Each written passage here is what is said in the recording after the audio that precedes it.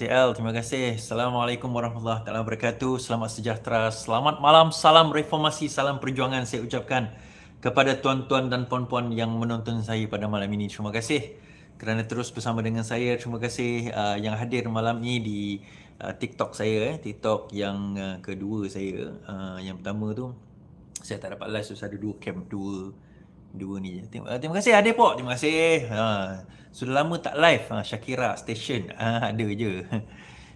Tak lama tu apa? 3 hari baru. Taklah. Kuantan Mare. Thank you. Semarahan. Terima kasih Twinton Production. Okay. Selalu Twinton Production yang join kita ni. Paparazzi. Terima kasih Paparazzi Malaysia. Thank you. Alright tuan-tuan, malam ni menarik kalau kita nak bahaskan is live sekali lagi. Yang tadi tu live dengan, bukanlah live sebenarnya, pre-record lah dengan Datuk Sri Supardi, pengurusi MPN Negeri Kelantan. Datuk ni, Datuk Supardi ni antara yang banyak membantu saya lah. Terima kasih Datuk membantu saya daripada mula-mula dahulu sebenarnya. Bukan sekarang ni saya baru kenal dia. Saya kenal beliau 2021 rasanya, ke 2020, saya tak ingat 2021. Dah ketagih kalau tak dengan live is Redmi Note 8. Thank you. Sihat-sihat Paparazzi, alhamdulillah. Terima kasih bertanya. Terima kasih juga. Apa khabar semua, sihat ke? Harap sihat selalulah thank you yang hadir. Tolong share tuan-tuan, baru seorang share ni. Terima kasih.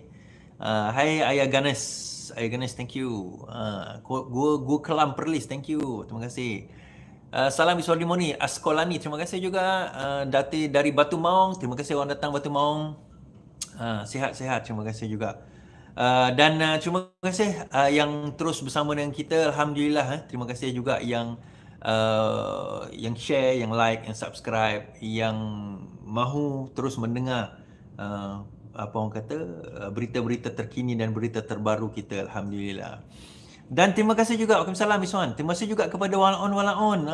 Terima kasih Walaon yang memeriahkan ruangan komen. Terima kasih juga. Habis semua live lain saya tinggal bila baru muncul. Dia menarik tuan-tuan. Hari ini kita tengok beberapa perkara. Satu antaranya adalah 1.2 juta dakwaan pembangkang. 1.2 juta warga China masuk ke dalam Malaysia tak keluar-keluar. Kan Sharifah, thank you. Ada yang kata macam tu. Kemudian kerabat diraja Pahang, ditangkap dan didakwa pada hari ini. Dan juga terkini saya bawa cerita terkini dahulu kot. Dah 4 minit dah. Okeylah, kita boleh go straight to the point. Terkini 6 anggota tentera pengaman PBB Malaysia cedera dalam pengeboman Israel berhampiran lapangan terbang antarabangsa Beirut, Lubnan. Mereka baru tiba menggantikan pasukan Malbat. So ada berita terkini askar Malaysia baru sampai ke kamp kena serang. 2 orang kamp Malbat baru sampai, 2 orang kena bom, 3 orang cedera. Israel bom kereta tepi jalan. Bas dia orang dari airport lalu kena tepi, kena sekali. Dan dekat Lubnan. So ada gambar lah, ada berita yang tapi saya tak boleh tunjuk pada tuan-tuan lah sebab melanggar community guideline lah kalau saya tunjuk sebab ada darah-darah dan sebagainya. Dan kita doakan semoga mereka selamat. Dan semoga mereka, usaha mereka, perjuangan mereka, jiwa dan raga yang mereka serahkan kepada negara dan keamanan dunia sebenarnya memberikan mereka pahala yang besar di akhirat, insya-Allah, dunia dan akhirat. Amin ya rabbal alamin. Dan of course kita doakan sentiasa mereka mendapat perlindungan Allah Subhanahu Wa Taala, perlindungan Allah Subhanahu Wa Taala. Baik. Sebelum itu tuan-tuan, terima kasih dan saya harap terus share, terus like, terus subscribe bersama dengan kita. Sungai Liming kan okay. Alright. Kita cerita tentang BRICS dulu tuan-tuan. Dulu saya pernah antara orang yang awal jugalah yang bercerita tentang BRICS ni. BRICS, BRICS. BRICS ni adalah satu gabungan di antara Brazil, Rusia, India, China dan juga South Africa. 5 negara ini pada awalnya membentuk satu ketumbukan, satu gabungan untuk membentuk satu komuniti ekonomi mereka sendiri. Kenapa? Kerana pada waktu itu negara seperti Rusia dan juga China mendapat sekatan daripada US. Jadi mereka tidak boleh berdagang dengan dunia luar, dan kalau mereka nak berdagang sekalipun, dia terpaksa melalui apa orang kata, melalui orang tengah. Jadi itu yang berlaku. So what happen is sekarang ini banyak negara sudah mula request, banyak negara sudah request untuk menyertai BRICS, dan Malaysia adalah antara yang minta menyertai BRICS. Ada yang kata kita dah tahu tentang BRICS ni, mungkin anda dah tahu tapi belum lagi anda yang tahu kan. Okey, Malaysia secara rasmi diterima sebagai negara rakan kongsi. Ini Oktober 24 yang lepas. Malaysia telah diterima sebagai salah satu daripada 13 negara yang menjadi rakan kongsi secara rasmi ke dalam BRICS, sebuah blok yang secara kolektif menyumbang kepada 1/5 perdagangan global. Menurut kemas kini dari BRICS Info DX, blok itu sebenarnya secara rasmi menambah 13 negara baru ke dalam perikatan sebagai negara rakan kongsi walaupun belum sebagai ahli penuh. Selain Malaysia, 12 negara lain adalah Algeria, Belarus, Bolivia, Cuba, Indonesia, Kazakhstan, Nigeria, Thailand, Turki, Uganda, Uzbekistan dan juga Vietnam. Dia macam ni tuan-tuan. Kenapa perkara ni penting antara lain? Sebab ucapan daripada Perdana Menteri baru-baru ini dan juga kemenangan Donald Trump di dalam presidential election baru-baru ini. BRICS, selama ini kita sebenarnya perdagangan kita memang menggunakan dolar. Kita tak pernah majoriti dunia, kecuali negara-negara yang mana tak berdagang dengan US, semuanya menggunakan US dollar. Now, isu dia adalah apabila menggunakan US dollar, akhirnya US atau Amerika menggunakan US dollar tersebut sebagai salah satu weapon. Digunakan sebagai satu weapon atau senjata untuk menekan negara-negara yang tak nak ikut polisi mereka. So, negara-negara yang seperti contoh Malaysia ni, antara ekspor terbesar kita juga adalah ke Amerika Syarikat. Dan even kalau kita tak ekspor ke Amerika Syarikat pun, kita ekspor ke negara lain, perdagangan kita menggunakan dolar, menggunakan USD. Jadi negara lain seperti sama ada mereka mengekspor atau mengimport, akhirnya perdagangan dunia ni menggunakan USD. So what happen is US menggunakan perkara ini sebagai senjata, it's a weapon. Kalau kita tak ikut polisi dia, kita tak ikut kehendak dia, kita tak ikut kemahuan dia, maka dia akan ugut untuk sanction kita, untuk sekat kita. Tak ramai yang tahu sebenarnya Malaysia mendapat satu ancaman untuk disekat ekonominya kerana kenyataan Perdana Menteri Malaysia bahawa kita memberi komitmen yang sangat besar kepada perjuangan Palestin. Tak ramai yang tahu benda ni. Jadi sebab itu kenapa Perdana Menteri Malaysia hari itu jumpa Putin.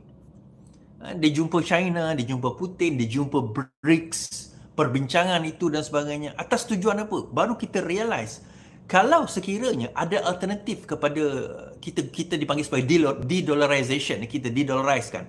Maksudnya kita abandon penggunaan dolar. Daripada situ kita akan nampak, bukan abandon fully, tetapi kita ada alternatif. So sekarang ini bila dengan BRICS, perdagangan kita bukan setakat di dalam US dollar. Perdagangan kita boleh lakukan direct, contohnya dengan Rusia menggunakan duit mata wang Rusia.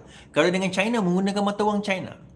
Jadi kita tak perlu lagi bergantung kepada US dollar untuk menentukan perdagangan kita. Kalau tidak sebelum ni, perdagangan kita ditentukan hanya melalui US dollar. Kalau US put a sanction on us, habislah kita. Kita negara kecil, kita tahu kalau sekiranya kita hanya bergantung kepada satu nyawa, maka putus nyawa itu putuslah kita punya apa orang kata, kita punya perdagangan dan juga masalah akan menjadi masalah kepada ekonomi kita. Tetapi dalam masa yang sama kita ada opinion kepada political landscape. Kita juga ada opinion, kita juga ada pendapat kita tentang apa yang berlaku di dunia ini. Now, dengan menggunakan dolar tersebut, mereka telah apa orang kata, dengan kata lain digunakan benda itu sebagai senjata kepada negara-negara kecil seperti kita untuk menekan kita supaya setuju dengan polisi dia. Baru-baru ini Datuk Seri Anwar Ibrahim mengatakan, no, bukan setakat kita tidak bersetuju dengan polisi kamu terhadap Timur Tengah, terutama isu tentang isu Palestin, bukan itu sahaja, tetapi juga kita akan buat surat rasmi. Ni Perdana Menteri Malaysia, tuan-tuan. Tuan-tuan tak bangga ke? Orang negara luar semua bangga. Walaupun je lah tak bangga, yang lain semua bangga, Alhamdulillah. #sayang PMX, tuan-tuan. Surat rasmi. Bukan setakat kita kata surat rasmi ni menggesa, tak mengecam. Dan juga dibuat supaya tindakan diambil di atas atrocities, di atas kerosakan yang dilakukan oleh Israel terhadap rakyat Palestin. Dan dengan kemenangan Trump baru-baru ini, satu yang menarik untuk saya nak lihat. Trump ni dilihat sebagai satu sosok yang sukar nak dikawal. And that is why kenapa pihak yang berlawanan dengan Trump, terutama geng-geng pelobi ni, dia amat takut dengan Trump sebenarnya. Kan? Kenapa tuan-tuan? Sebab akhirnya pelobi ni, kalau dia orang, yelah, mana-mana Presiden Amerika yang pergi bertanding, biasanya pelobi-pelobi ni dia akan taja. Dan pelobi ni dia akan taja semua. Kan, terutama pelobi-pelobi Yahudi lah, dia akan taja siapa-siapa yang bertanding tu. Kalau tiga calon tu dia akan taja. So siapa yang menang, still dia yang akan pegang polisi tersebut. Isunya bila dia datang kepada Trump, tuan-tuan jangan salah anggap, bukan saya sokong Trump, tetapi bila dia datang kepada Trump, soalan utamanya berapa banyak dia sanggup nak bayar Trump. Kita tahu Trump ni adalah seorang billionaire, memang dia dah banyak duit dah. Dan dia masuk apa orang kata, politik ni bukan semata-mata, bukan untuk gaji. Mungkin untuk bisnes dia lah, tapi bukan untuk gaji. So bila pelobi itu datang, dan kita tidak nafikan mungkin ada pelobi itu ada. But the end of the day, kalau sekiranya dia ambil duit pelobi sekalipun, pelobi tidak, berkemungkinan besar tidak boleh menentukan hala tuju mana yang dia nak. That's why dia boleh buat sesuka hati dia. Dan kita boleh katalah apa saja tentang Trump, tetapi dia sendiri pernah berkata pada zaman dia memerintah, masa dia jadi presiden buat penggal yang pertama dahulu, dia kata dia tidak melancarkan mana-mana perang baru. Sebab dia tidak perlukan perang untuk nak mewujudkan atau menstabilkan ekonomi. And hari ini, kita tengok ada kemenangan landslide yang besar terhadap Trump. Bukan itu saja, kalau kita tengok cryptocurrency mulai naik, pasaran saham meningkat, dan dengar ceritanya US akan terus memotong interest rate sehingga 2025, which is a good news for us lah. Good news for us. In a way, dia good news untuk import lah, untuk ekspor dia bukan good news lah kan. Tapi untuk import dia adalah satu berita baik sebenarnya. Now, having said all that, sebenarnya sebab itu kemasukan kita ke dalam BRICS ni very important. Sangat penting kemasukan kita ke dalam BRICS ni membawa satu wadah atau platform baru untuk kita nak mengembangkan ekonomi kita dalam satu kerangka ekonomi yang lain. Sebab itu kita tak cari masalah dengan negara-negara seperti China, seperti Rusia. Kita ambil contoh lah tuan-tuan, Laut Cina Selatan memang dah jadi perebutan. China dah minta rebut ni berpuluh-puluh tahun dah. China memang minta Laut Cina Selatan ni daripada negara seperti kita dan juga Brunei dan sebagainya. Nah, kalau kita cari masalah dengan China, dia mungkin boleh menimbulkan satu peperangan. Jadi daripada kita cari masalah dengan China, lebih baik kita bergabung, kita berbincang secara elok dan diplomatik. Mungkin kita boleh sampai satu titik pertemuan di mana kita tak perlu sebenarnya nak bagi ataupun nak bergaduh pasal isu sempadan ini, tapi kita boleh kerjasama. Saya ambil contoh mudah lah dengan Brunei. Ada beberapa kawasan minyak kita dan Brunei, sebenarnya kita, walaupun kawasan itu dia macam tengah-tengah tau. Minyak itu di antara sempadan Malaysia dan Brunei. So dia tengah-tengah. So akhirnya usaha itu kita cari gali, kita buat kerjasama bersama di antara Malaysia dan Brunei. So I hope sebenarnya BRICS ini boleh membawa satu perkara yang besar, dan macam saya katalah, this is huge. Ini satu perkara yang besar sebenarnya dalam negara kita yang kita tak tahu, yang akan membawa satu impact ekonomi yang besar kepada kita. Alright.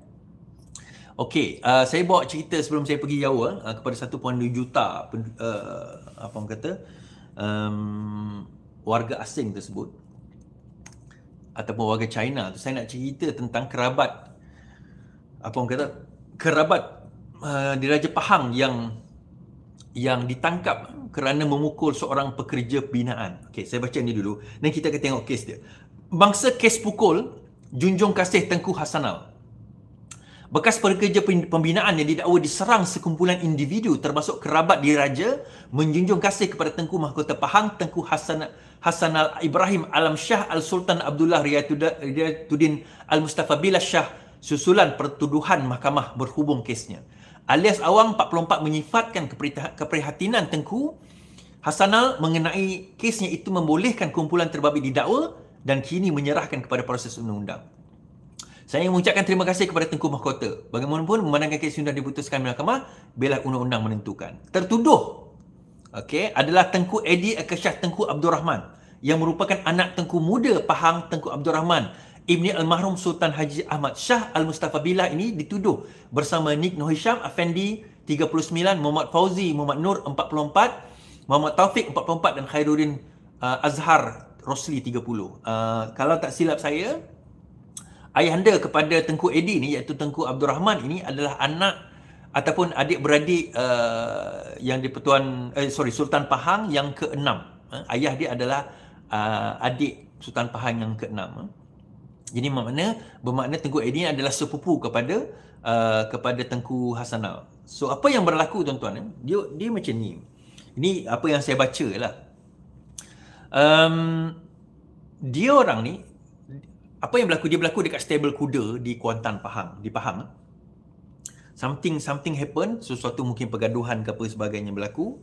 So akhirnya sekumpulan lelaki yang diketuai oleh Tengku Edi ni datang kepada datang kepada alias Awang ni tak puas hati. Dan salah seorang daripada 20 orang tu pergi cucuk di kaki pekerja binaan ini yang kita kenali sebagai alias ni. Dia cucuk dekat kaki. Kemudian dikatakan Tengku Edi telah mengambil pistol dan menembak, tetapi tembakan tu tak kena, dia kena kat tepi. Mungkin amaran ke apa ke, tak tahulah, atau mungkin dia tembak tak kena kan, kita tak tahu. Tetapi that's what happened, itu yang berlaku. But peristiwa ini tidak, akhirnya walaupun laporan polis telah dibuat dan sebagainya, tidak ada tindakan apa-apa. Saya tak pasti kenapa, yang itu kena tanya pihak berkuasa lah. Tidak ada tindakan, sebab kalau tak silap saya, kejadian ni berlaku dalam beberapa bulan yang lepas. Tetapi di sinilah bila Tengku Mahkota Pahang ni insya-Allah will be the next in line lah menjadi Sultan Pahang. Tengku Hasanal Ibrahim mengeluarkan satu titah mengatakan bahawa without fear of favor, ambil tindakan, buat siasatan, kalau ada bukti, dakwa. Jangan hanya kerabat ke siapa ke, diraja ke siapa, kesalahan dilakukan, dakwa. Maka hari ini kita tengok tuan-tuan bahawa telah berlaku pendakwaan tersebut. Jadi kita merafak sembah, kita menjunjung tinggi, kita kata berterima kasih kepada Tengku Mahkota Pahang, Tengku Hasanal Ibrahim, di atas keprihatinan baginda di dalam memastikan keadilan itu terlaksana, kita kata. Dan kita memang alhamdulillah kita berharap supaya pimpinan-pimpinan kita seadil sebegini. Dan kalau kita ada seorang raja dan juga pemimpin yang sebegini, insya-Allah negara kita akan berada di tangan yang baik. Terima kasih daulat tuanku, kita kata. Baik. Terima kasih kepada Tengku lah. Alright, terima kasih kepada Tengku. Baik, terima kasih.